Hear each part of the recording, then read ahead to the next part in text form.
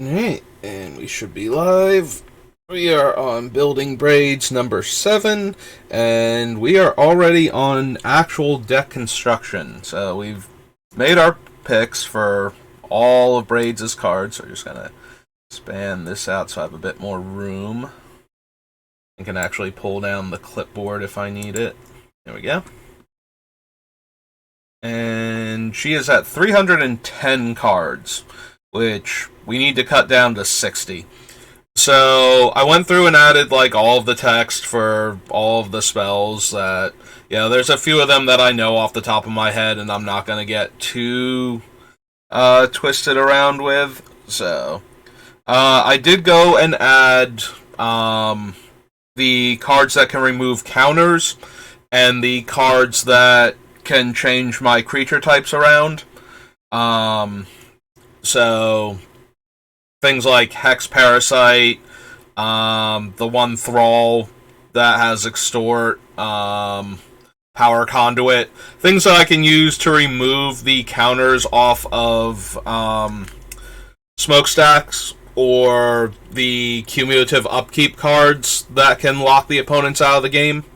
I think there's only really the one in the black spell where swamps produce only black mana.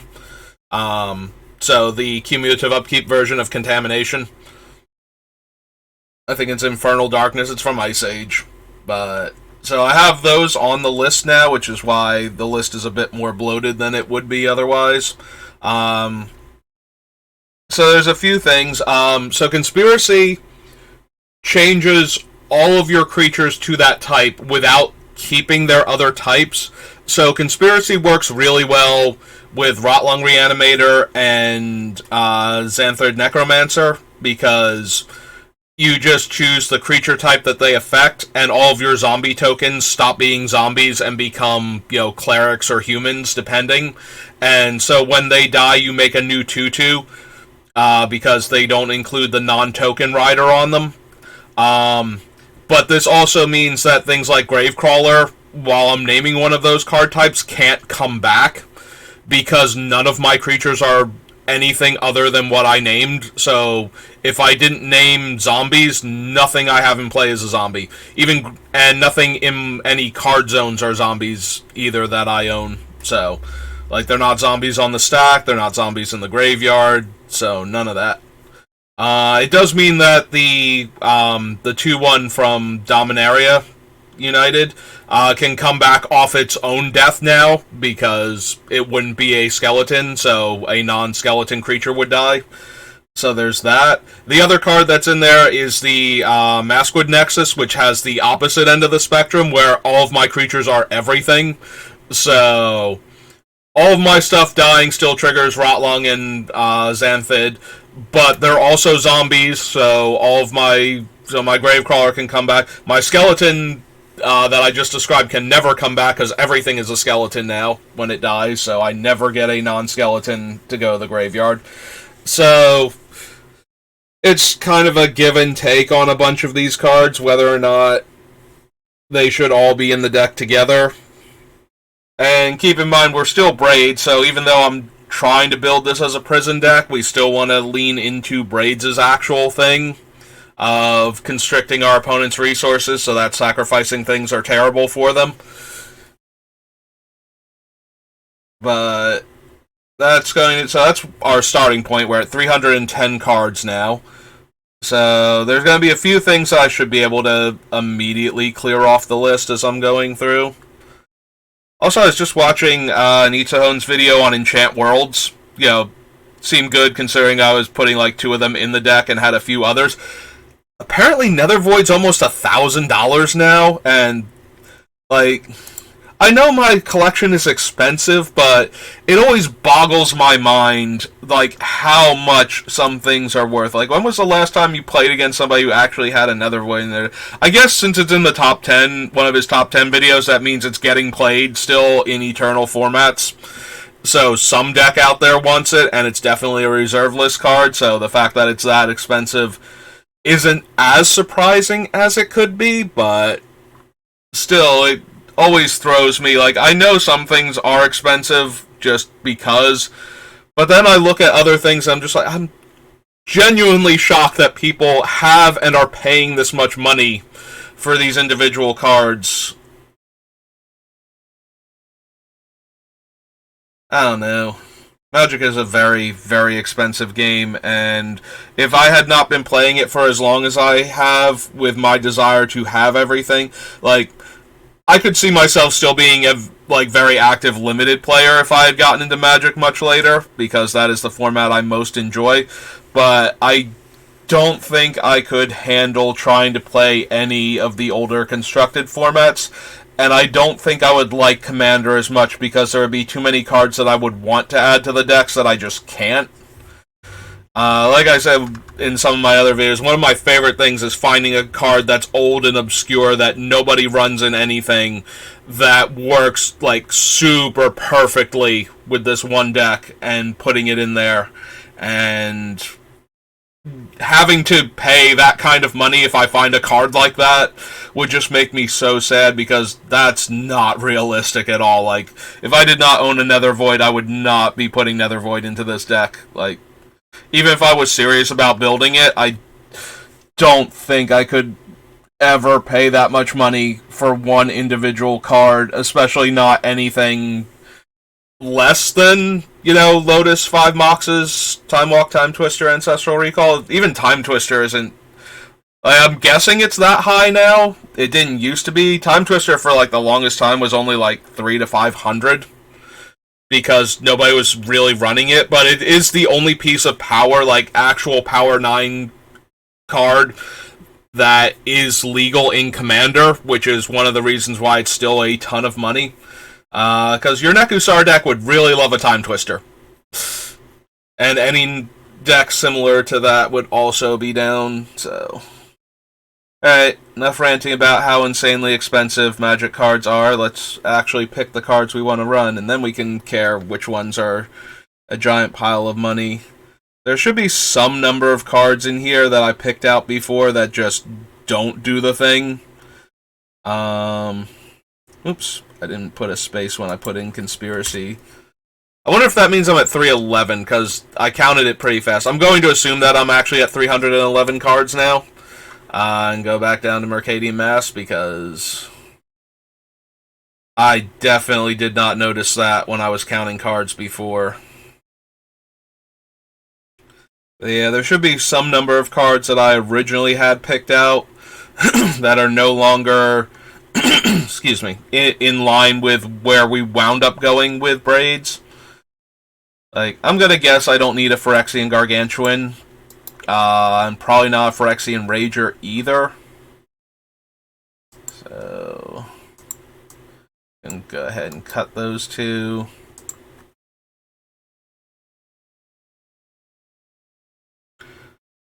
Mutilate, Balthor, Oversold, Rotlung, Corpse Harvester,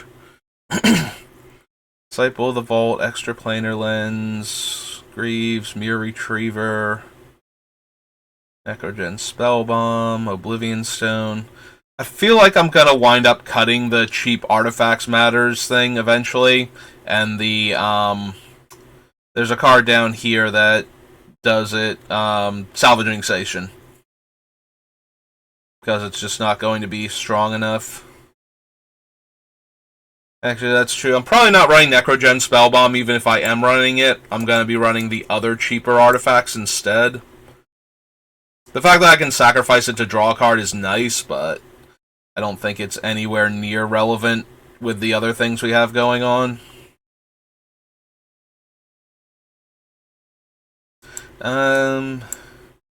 Kokushu is just a decent life gain death trigger. Can probably cut them.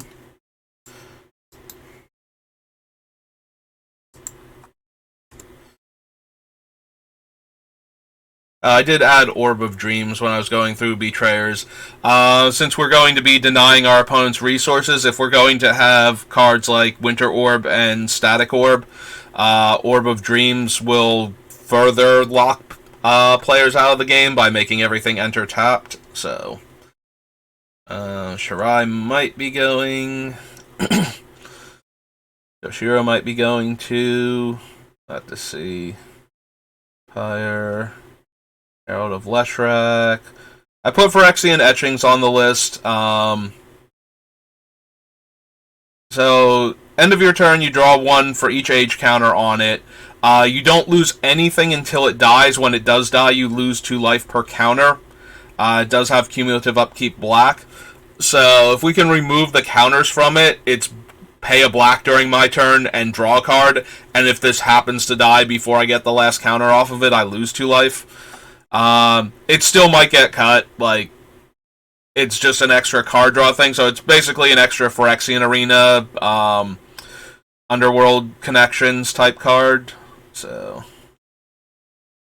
if we run out of room, we might just be cutting it. Deathrender, Dread, Marsh Flitter, Thorn of Amethyst. That's true. I never did go back and add Sphere of Resistance, which I believe is from Stronghold. I have to double check. Exodus, maybe? Scarecrow, Springjack Pasture, Bloodghast, Hexmage.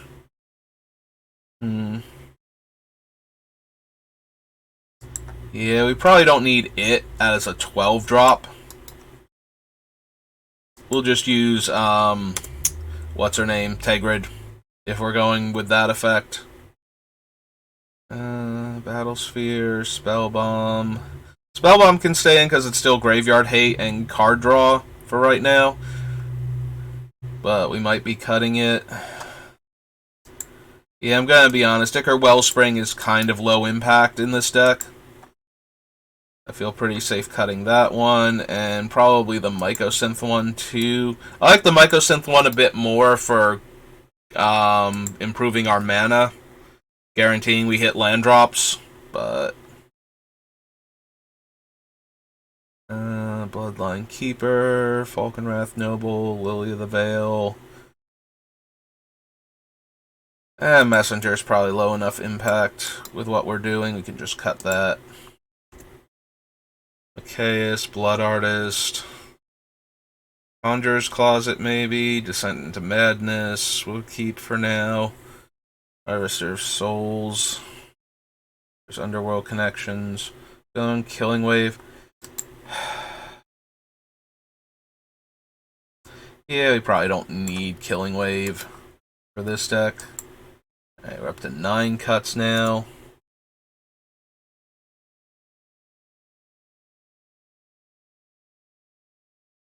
Pontiff of Blood. Oh, yeah, Undercity Plague is another one I added in. So it makes a player basically suffer a smallpox effect. Like, they discard a card, lose a life, and sacrifice one of their permanents.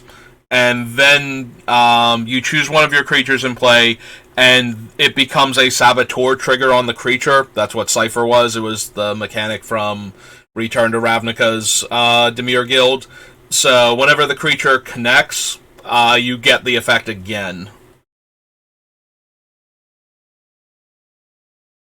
I don't know if it's going to make it into the list, but it is doing the thing that my deck wants to do right now, so it's staying in there for now.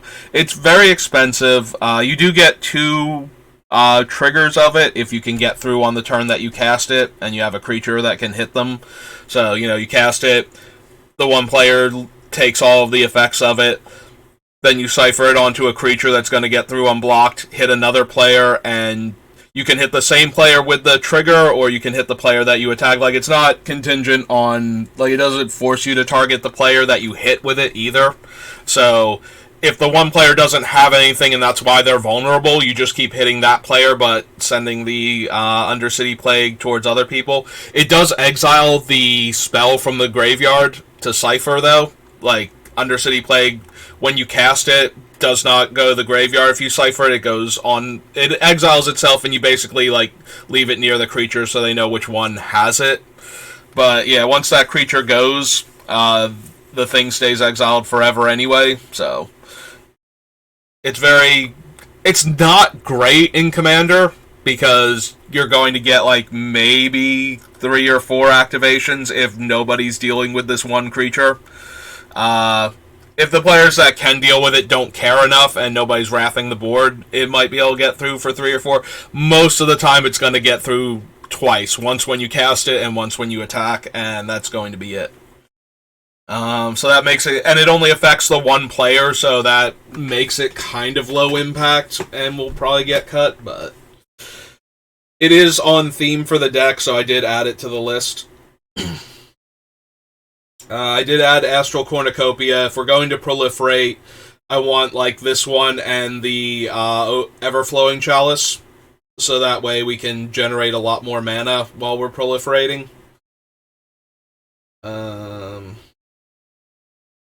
Let's Oak Champion, Grim Haruspex, Archfiend of Depravity. We probably don't need Palace Siege.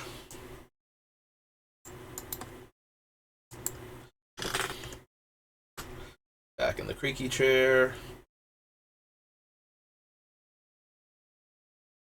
So Ob Nixilis is lose a life, draw a card, -3, like +1 to do that, -3 kill a creature, and then his alt gives the player the emblem where whenever a player draws cards, the player with the emblem loses 2 life. So every player drawing a card makes that one player lose 2 life. Probably don't need him. Like, Ob Nixilis is a decent value creature. You play him, you kill a creature. If he doesn't die, you draw a card every turn. Worst case scenario, he's a 5 mana Phyrexian Arena that you get to activate immediately. And you get to control when it does the thing until it dies, and then, you know, somebody kills it with a removal spell or attacks it dead. But I think that we can go ahead and cut him. We'll leave Abomination for now. Letus, Sifter, Colossus. Yeah, the Colossus gets really wrecked by, what's its name if we're not Conspiracy, if we're not choosing Zombie, which we're not inclined to do, so that's something to keep in mind. As does the Relentless Dead, since it can never get back another creature. All the things in my graveyard will also be whatever I name.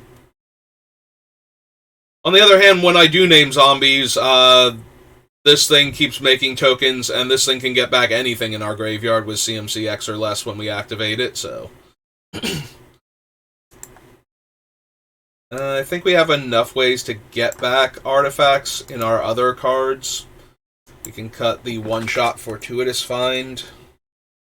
That's the other thing. I added in a bunch of other spells that make our spells cheaper to counteract things. So I put in Foundry Inspector because we have a lot of artifacts in the deck. I don't think I bothered with Joyra's Familiar. I know I considered it at least, but I don't think it actually made it onto the list as a 4-drop that would reduce our artifacts by 1. And technically our legendary creatures too, but we don't have a ton of them. Or legendary spells, so Planeswalkers would also be affected, but... which we have a few more Planeswalkers than I thought we would too, so... Noxious Gearhulk, Panharmonicon, Enthusiast, Scrap Trawler... The Bantu's Monument makes our black creatures cost 1 less. And casting a spell drains our opponents for 1. Yeah, I don't know if either of them, like that one or Oketra's Monument, which I didn't even bother putting the white creatures cost 1 less, since that literally should never matter for us. But yeah, we get a 1/1 white warrior token. I was hoping it was a human token, so that way we'd have more things to trigger Xanthid Necromancer. We have a lot more humans than we do clerics, I think. I forget now. I was looking at all of them. We have a lot more of one than the other, and I thought it was humans. It might be clerics still. I forget. I have to double check that. Alright, we don't need Gate to the Afterlife. I didn't bother putting its text on anymore, because we moved away from the deck that would want that, and God Pharaoh's Gift in it. Alright, we're up to 13 cuts. We can cut the Dead Man's Chest. Like I said, it's one of those things that's like a cool idea, but this is not the deck that wants it. We'll have other decks for that. So down to 14 cuts we've made now. Plunder, Immortal Sun. Yeah, Burglar Rat is going to be too low impact. I don't care about making opponents discard cards. And the fact that it's a rat for some of the other cards is not going to be super relevant. Midnight Reaper, Plague Crafter, Price of Fame, Gutter Bones, Forgotten Gods, Vindictive Vampire. So far, all of these are at least staying in consideration. Conrad, Nightmare Shepherd, Underworld Sentry, Swarm, Lithoform, Skyclave.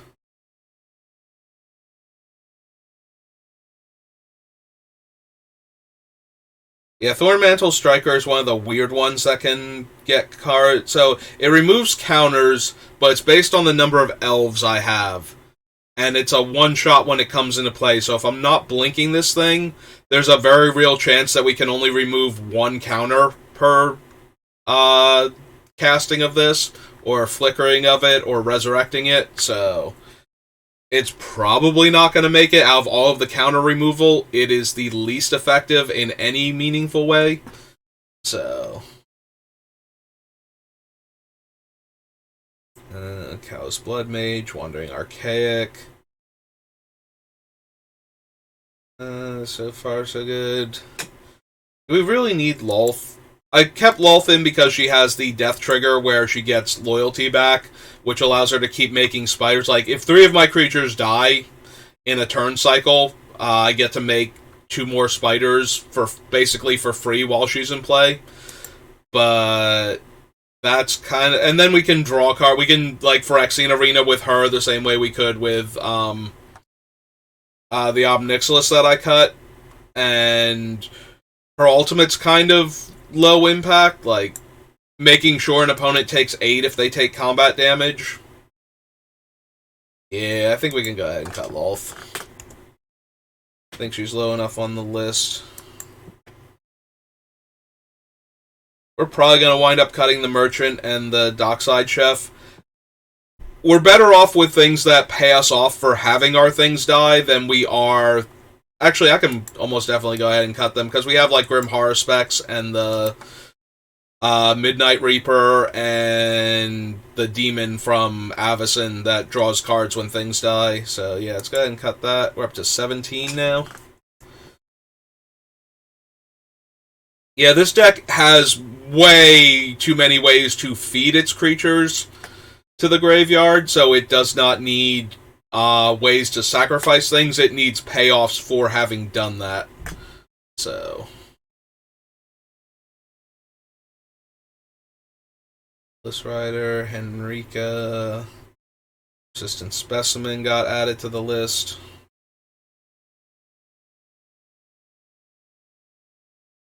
Darren Bloodcaster, Assassin's Ink. Yeah, I forget if I actually added Specimen during the stream, or if I added it in afterwards. There's Dockside Chef, which we can go ahead and cut. Up to 18 cuts now. Cult Conscript, Defiler of Flesh. So the big pull for the Defiler is being able to pay 2 life to recast the Gravecrawler from the graveyard over and over again, which would then allow me to keep giving one of my creatures +1/+1 in Menace over and over again, also while getting all of the dies, triggers, and comes into play triggers from my zombies.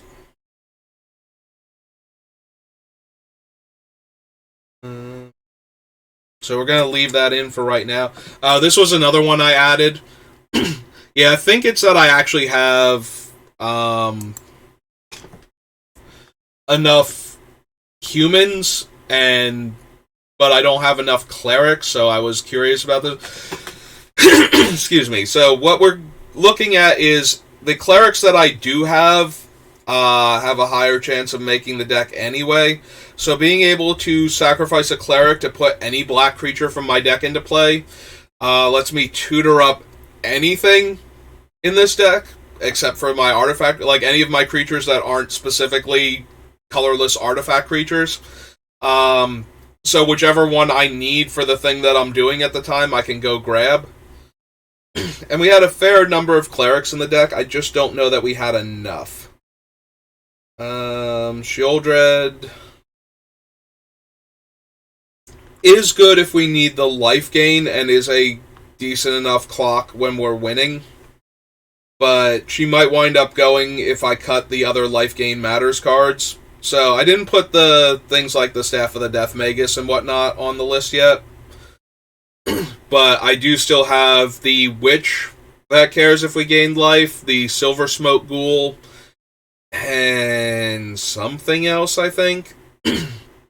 That all pay us off for gaining life in a turn. Sundial of the Infinite, right, to end our turn. So Sundial only really works super well with things like the smokestacks itself, but not the other one, the Descent into Madness. So what we do is we just add the counter to smokestack and then end our turn. And it goes through the entire turn cycle, and everybody has to lose however many permanents are on smokestack. And we can basically do that until it will kill everybody's board, and they just have to pass until I actively take a turn because they can't play anything. And if we get to that point, if they don't have a cheap enough way to destroy smokestack, since we're not getting to our draw step, we technically win the game.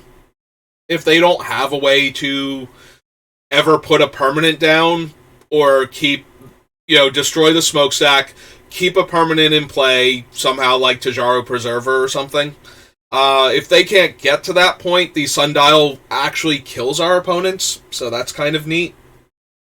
So yeah, I think that one's gonna stay in probably till we're almost at the end. Resonators, Anthrid Necromancer. And the other fun thing is we are getting to untap at least. So if we have other things in play, we can activate on opponents' turns. Like we can still, if we had Strionic Resonator, we can still copy the triggered ability on the player that has the most permanents to make them sacrifice double for that turn cycle. Sword of the Animist, Desecrated Tomb, Fraying Omnipotence, Open the Graves, Deadly Presence, which is another thing that can gain us a life. So that would gain us 2 life per swamp, so that wouldn't be quite enough for the Ghoul, but it would be enough for the Witch. So, but I'm not even sure if we're going to run all of those things. Winter, Force of Despair, Sling Gang makes a bunch of dudes. Leaving those in for now. Yeah, we almost entirely make treasure. I don't think any of our things investigate or make food other than the manufacturer. So we'll have to see how many treasure producers we wind up with, because if we start cutting them, this guy's going to go way down in value. Commander's Plate, Nadir, who might wind up being a cut. He's a 6 mana 3/3. But he gets counters when our tokens leave play, and then when he dies, we get elves equal to his power. So he can make a ton of 1/1s for us to have to sacrifice. I feel like a bunch of these things, like Debaser, we're going to wind up cutting. Like, we don't need to keep getting our opponents' things. It's a little bit helpful depending on what they are, but we're mostly interested in sacrificing tons of permanents in order to, and making everybody else participate in that whether they want to or not. So Theomancer is fun with the snake with the snakes with the conspiracy, because then we'll never control a snake. So we'll get a 1/1 on everybody's upkeep. So that can be helpful. Basically turning it into a 3-mana death touch making version of Verdant Force that we can run. Enters the battlefield when opponent's non-token dies. I get a tap zombie token. Yeah, like I don't think we're gonna need something like Wake of the Dead. Or, I'm sorry, Wake the Dead. Wake of the Dead. Like, in the path of... Or in the... Yeah. In what was the path of the dead. Wake of the Dead. 19. But yeah, I don't think we're going to need to reanimate all of our stuff for one turn. Especially when we can't sacrifice it to pay for smokestacks or something. So we need to get back things like the Sling Gang Lieutenant and the Mere Battle Sphere and whatnot. Make a bunch of tokens so that way we have bodies afterwards.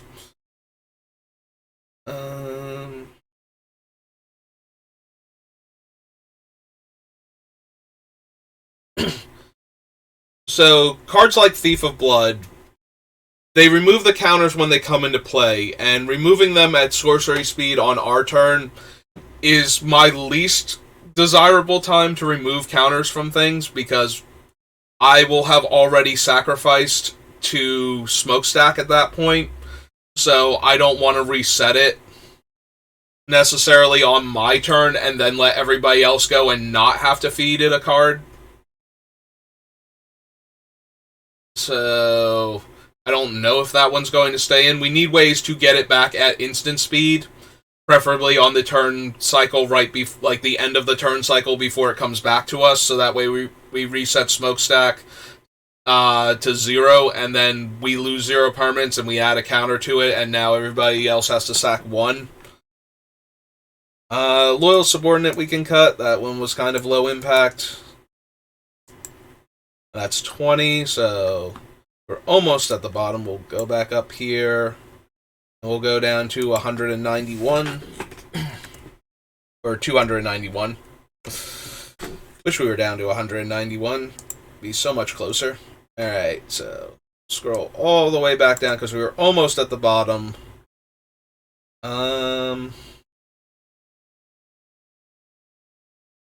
As a 7-mana creature, I think we can cut the Rot Hulk. We do have a lot of zombies in the deck, so there's a lot of things we can get back with it. So we do have a fair number of wizards, clerics obviously, and some number of rogues. I think warriors are actually our lowest number in the deck. So Barakos being able to get like 4 treasures. Like, 2 to 3 treasures is not unrealistic for her. Getting all 4 treasures is a bit much, but we should be able to get 2 with some consistency for her attacking. Which doesn't necessarily guarantee her a spot in this deck because we have so many things to cut, but right now she's on topic and still doing the thing.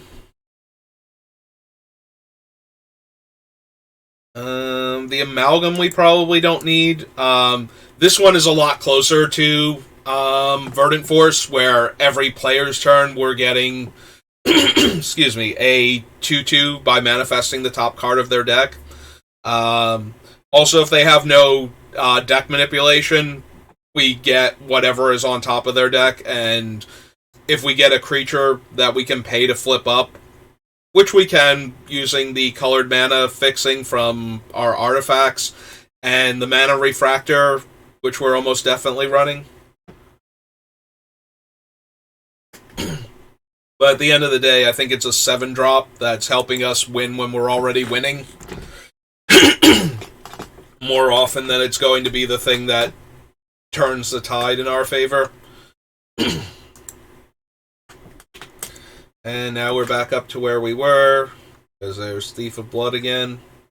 Gonna get to that point where I just cannot clear my throat. Alright, well, we're at 289 now, after making those cuts. Clear all. The other thing I really need is a way to tap Winter Orb and Static Orb if we're going to run it. So the two cards that immediately leap to mind are the two that were classically used for this effect. So Relic Barrier and Icy Manipulator. As the two best ways to tap Winter Orb and Static Orb.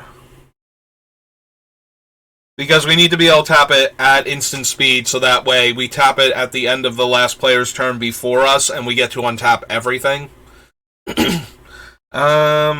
Worms of the Earth was, a fine idea, but somebody's just going to pay 5 life in order to get this thing off of the table. It's not really doing it either. If we're not getting our opponents real good if one of them pays 5 life to stop Worms of the Earth from working. So,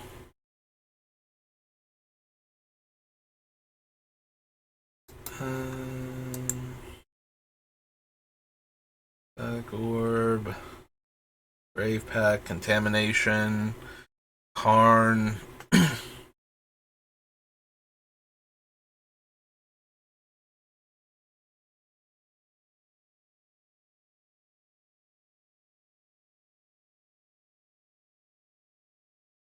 Attrition, Junk Diver, Thran Dynamo, Black Market.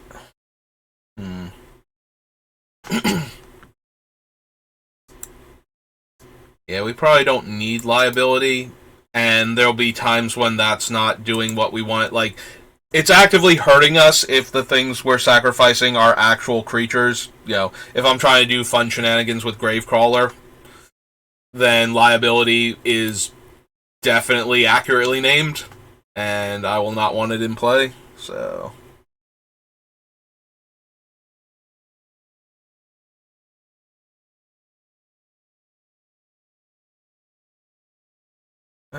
We probably don't need Balthor. I think we have cards where we have better control over getting stuff back without having to worry about what opponents might get back, despite the fact that we have a lot of graveyard hate right now in the deck also.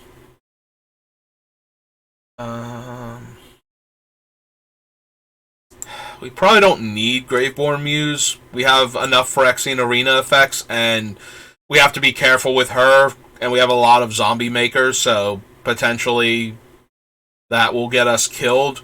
Also, she stops working under Conspiracy, and definitely kills us too quickly under Maskwood Nexus, so I think we're safe to cut her. Alright, Blink Mothwell is basically a Relic Barrier. It's an non-artifact, it's a land we can use to tap an artifact without taking up too much deck space. Near Retriever, O-Stone, Power Conduit, Solemn Simulacrum, Death Cloud. Beacon's just generically good. I think we can cut that. Want to keep Crucible so that we can sack a land if we need to every turn. Wayfarer's Bauble.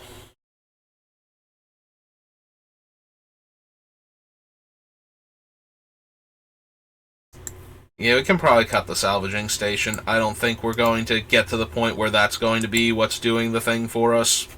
Stopping us from having to sacrifice our things by constantly playing a 1-drop artifact from the graveyard. I don't think that one's going to be the one that does the thing we need it to do.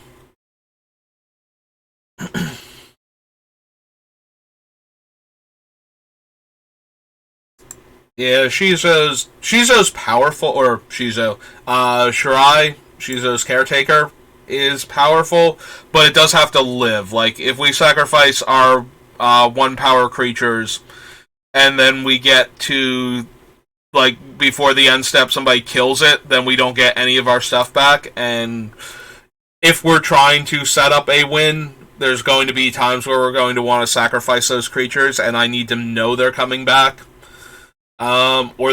Or know that I'm not getting them back when I'm setting this up. If I sacrifice them on the idea that I have to get them back, and then we don't, Toshiro is mostly a card advantage thing. Opponent's creature dies, I get to flashback an instant or sorcery.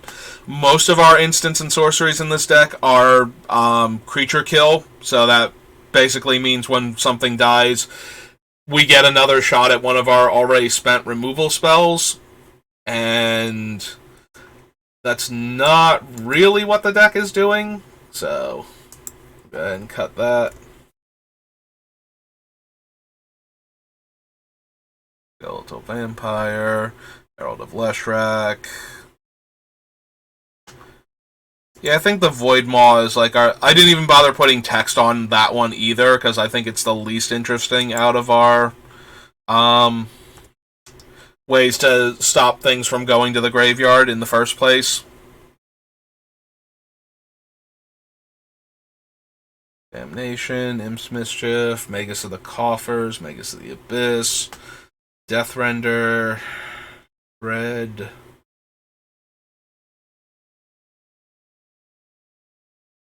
Marsh Flitter. Yeah, we can probably go ahead and cut Bitter Blossom.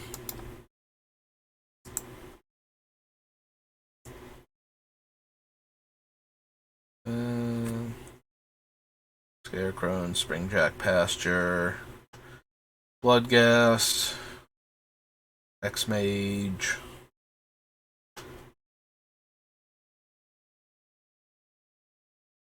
Yeah, I'm just not thrilled with Butcher as a 7-drop Grave Pact.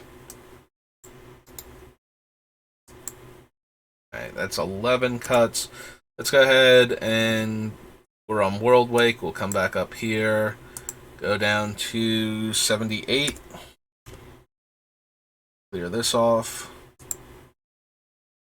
Get on back down to World Wake.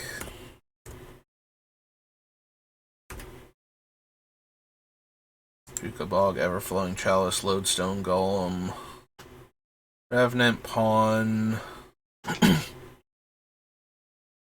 We probably don't need the Mimic Vat either then.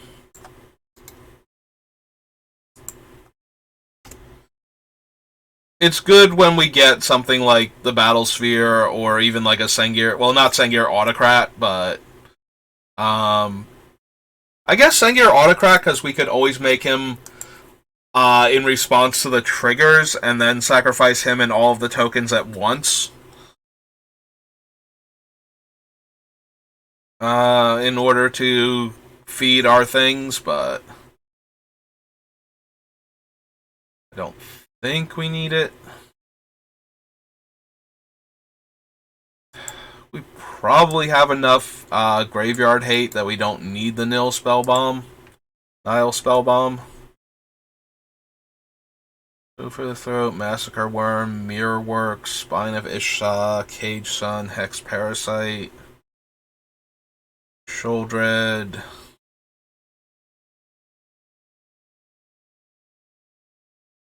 Curse of Death's Hold.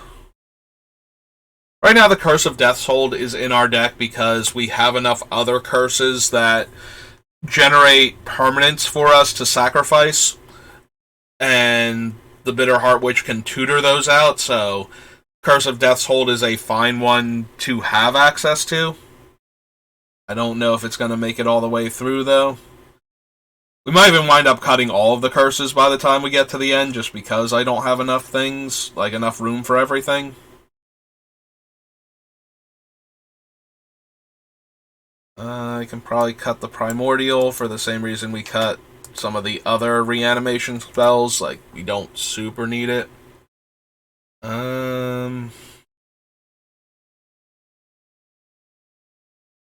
Here's Downfall, Astral Cornucopia. We'll probably wind up cutting Grey Merchant. Not that he's not good in the deck, it's just what we're focused on and what he does are not, on the same thing. Like, draining our opponents for a ton of life is great and all, but we're trying to grind them out of resources, and then we can kill them with basically anything at that point, whereas the Grey Merchant doesn't take away any of their resources, doesn't give us any more to work with, it just gives us a ton of life. And it's basically just a finisher for this deck, so I wouldn't be surprised if he winds up getting cut. This was another one I added. So Oblivion Sower with our exiling opponents' graveyards means that when they sacrifice lands to it, and we get to exile the lands, casting the Oblivion Sower will give us all of the lands that they've already exiled in addition to any. So even if there's not any lands in the top 4 cards of their deck, we still get all of the lands that they had in exile before then. Again, don't know if that's going to allow it to stay in the deck or not, but it was an idea at least. Relentless Dead, Tamio's Journal. I'm probably going to wind up cutting a bunch of these things that only make like one permanent per turn, that aren't doing other things for us that we desperately need. I can definitely see cutting them, which would open up a bunch of room for us. The Embalmer's tools are staying right now because we have the 2 skeletons, the Blood-Soaked Champion, and I think one other that can all come back from the graveyard. The Oathsworn Vampire. They can all come back from the graveyard multiple times in a turn if we can pull that off. So, and they're all activated abilities. Like, none of them are being cast. Actually, Oathsworn might be being cast. I forget if he's a if he's a cast him from the graveyard, or if he's a pay the 2 mana, put him into play if I gain life. But regardless, we have several creatures that do come back from the graveyard for mana. So making them cheaper allows us to loop more in a single turn.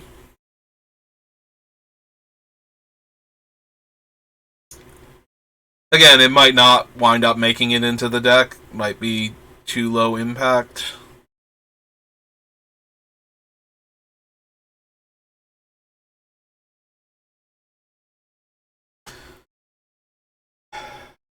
Yeah, we can probably cut the Immortal Sun.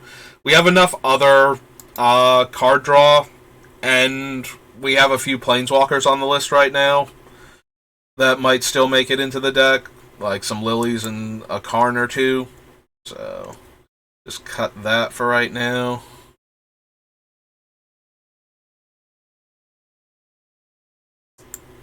Plague Crafter's probably too low impact also with what we're doing.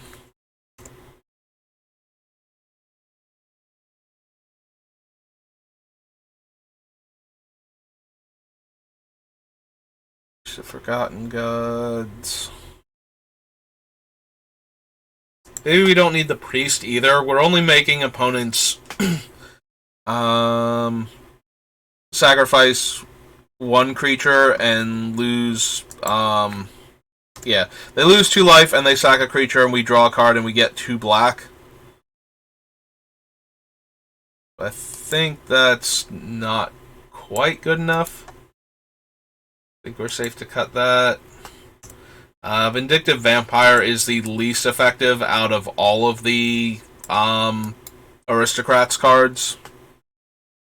And we need room, so I think we can go ahead and cut that one. 7 cuts now.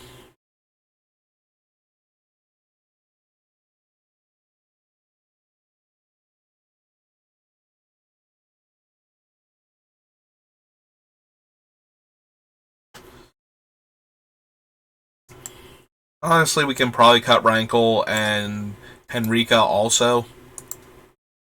That's 8, and Henrika should be a bit lower. We'll grab her when we find her.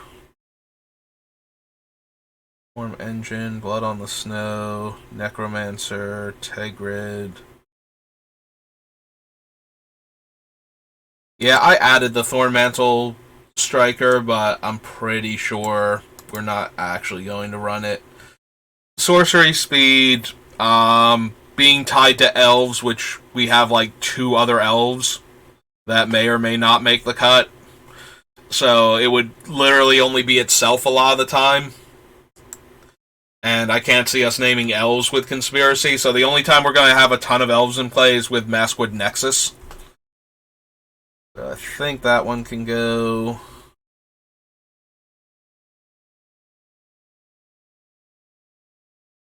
Massacre, Archghoul, Desecrator. So yeah, Desecrator is at sorcery speed the first time, but we should be able to control when we sacrifice it. To the point where we should be able to remove the counters when we need to.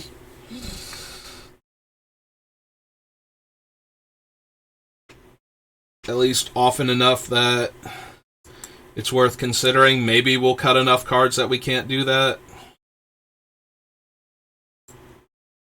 Alright, like I said, we'll cut Henrika. That brings us up to 10 cuts. Alright, so that's another 10 cards.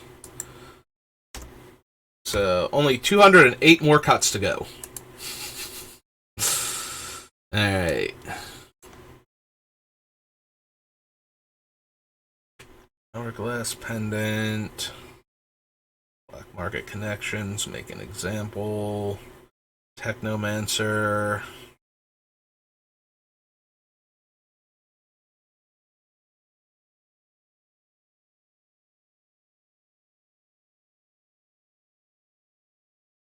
Glasscast Heart. Geist Catcher.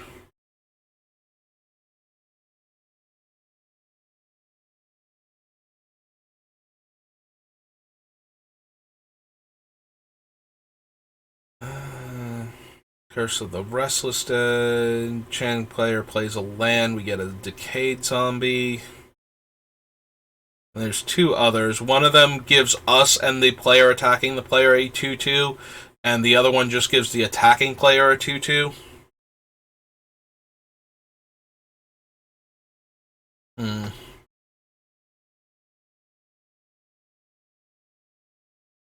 Blood, Overseer of the Damned. Cool Color Gisa. Geomancer. Our player attacks enchant player, the attacker gets the zombie. So that's Curse of Shallow Graves. Where's the Curse of Disturbance? That's the one where we get the zombie also. Yeah, the attacker and I each make a 2/2 zombie. So we probably don't want the Curse of Shallow Graves then. It does encourage players to attack that one player in order to get permanents, so that way they have more permanents to sacrifice to our effects. But so does the other one, and that one gives us another 2/2 that we can feed to it also.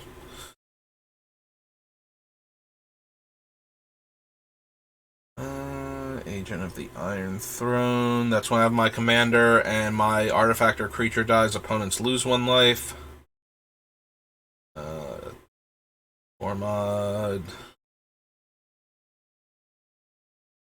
Zot's Will makes a bunch of O1 tokens, and or can make our opponent sacrifice a creature they control with the highest power.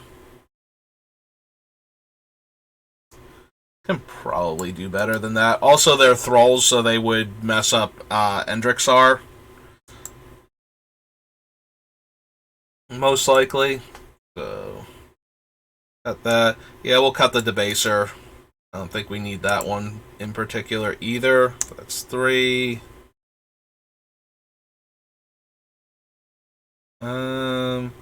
Commander's Plate, we don't really need, like, we like having Braids out, but our stuff's going to die anyway, so we don't really need Commander's Plate, which is a shame, because this is one of the few decks where it's like, oh, it's protection from everything, so, except for black. So we should be fine. Sinew Steel, Sling Gang, Force of Despair, Rolling Encore, Red Presence. I might wind up cutting the life gain things, at which point Dread Presence probably goes too. Like, play a swamp, draw a card, and lose a life is fine. Like, that's basically landfall in our deck. And is landfall once we have Urborg out. but I don't think we need it. Like, we have plenty of other card draw in the deck.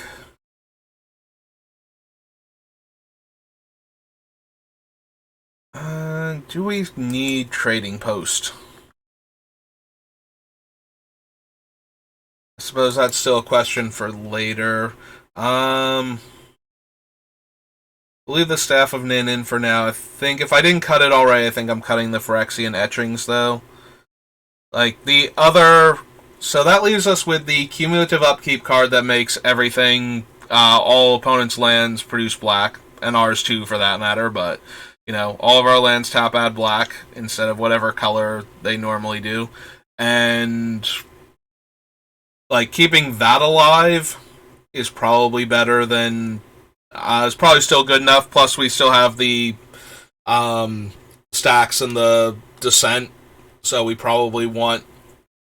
So it's not like we're getting rid of everything that makes me want to be able to remove counters from our stuff. Yeah, Weatherlight Completed is just... Every time a creature dies, we scry one. Unless we have 7 or more counters, then we draw one. But once we hit 4 counters, it's a 5/5 flying creature that can be more easily killed.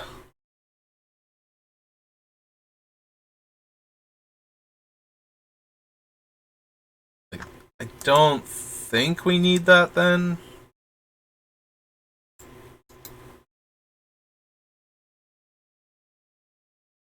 Like, do we want that one, or do we want Vivisector, basically?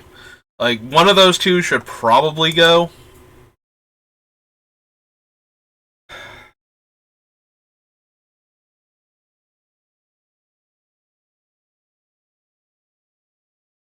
Yeah, we can probably cut Shieldred. She falls into the category of... Well, if we're cutting Shieldred, we're probably cutting the Witch and the Silver Smoke Ghoul. We're cutting, like, a bunch of the Life Gain Matters things, I think. Once we start cutting, like, her... Because it's very easy for us to draw a second card in a turn and gain 4 life, and that, like, the Ghoul itself will let us draw the card. We sacrifice the Ghoul, we gain 2 life, end of turn we've gained 4 life, the Ghoul comes back. Assuming we're not feeding it to other stuff, which is kind of the point of having it in the deck, is to feed it to other stuff, so... But that's just, you know, it and Shieldred interacting without any other cards. If we have Phyrexian Arena... or whatnot, then we're drawing extra cards and we're net gaining life each time.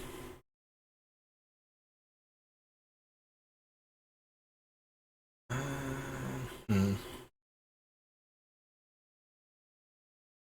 creature does... Oh, right, her. I get a blood token.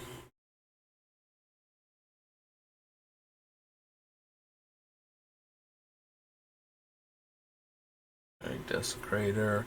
Archghoul of Thraben, Meathook Massacre, Morbid Opportunist, Jadar keeps making 2/2s every turn.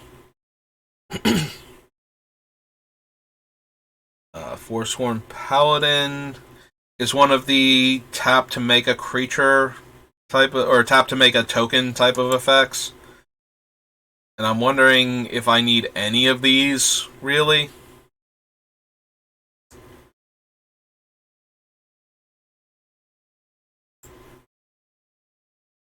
It is acceleration early on compared to some of the other ones. Like the ones that are tapping to make like a 2/2 vampire or like Tamiyo's Journal.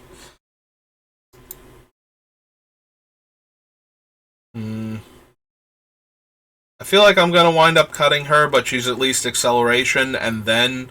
But then I'm losing life to make the tokens, and I'm about to cut a bunch of the random life gain things. Not that I mind losing life to accelerate, like, that's obviously good, but eventually we're going to get to the point where I'm only have so much life to spend on my various effects, so it becomes which ones do I want to spend the life on. We probably have enough other types of recursion where we don't need Nightmare Shepherd.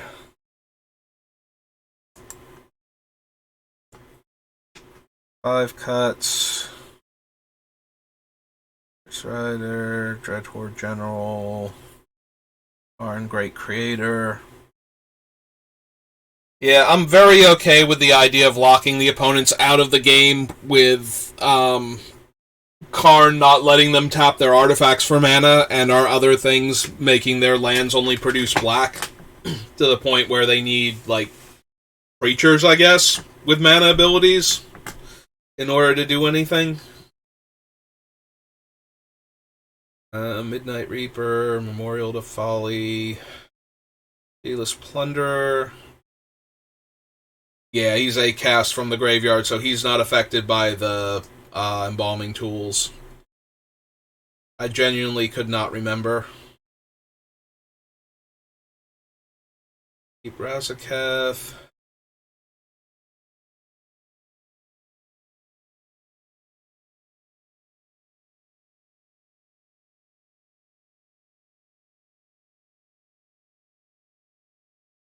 And Harmonicon.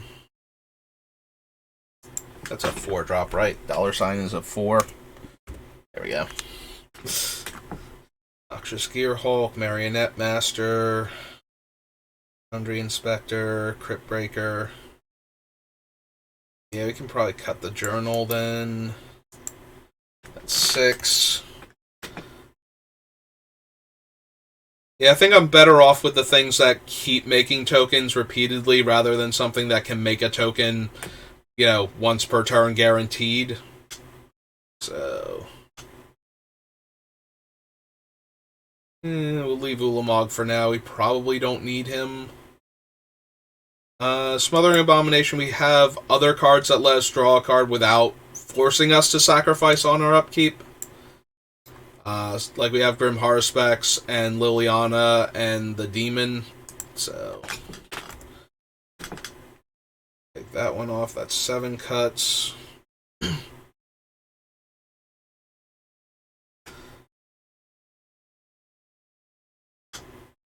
I'm debating, like, Archfiend is fine if we've fallen behind and we manage to, like, it lives to the end of that player's turn that has, like, all the creatures in play, and we get rid of them, but I think we have enough other ways to get caught up that we don't necessarily... You know what? We have enough other ways to get caught up. We don't necessarily need him, so... That's 8 cuts.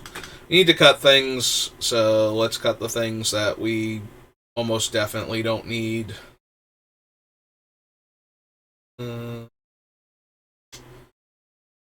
Yeah, Pontiff is another gains me a bunch of life. Basically, every time I cast a spell, I can pay an extra 1 to drain 1, and we have more than enough creatures and creature makers where we might cast a spell and then tap out and drain our opponents for, like, whatever amount of mana we have left over. So... But that kind of falls into the same category as Grey Merchant, except that this thing's a 7-drop or whatever. Pontiff. 6-drop. But still... And it requires a lot more mana invested into it over time. It's just that we get to keep investing mana in it over time. But it's a very easy way to trigger the Witch of the Moors. There's Harvester of Souls is the thing that I was thinking of from Avacyn. Whenever another non-token creature dies, I may draw a card. Gravecrawler, Falconwrath Noble, Lily of the Veil.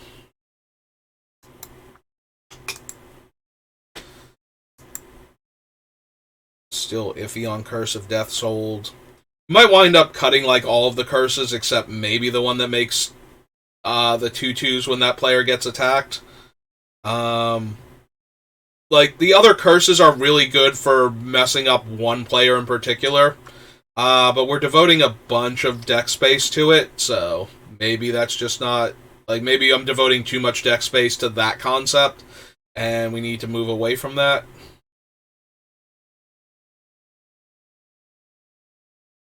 Death Mantle, Contagion Engine, Contagion Clasp, Ulamog, Nirkana Revenant.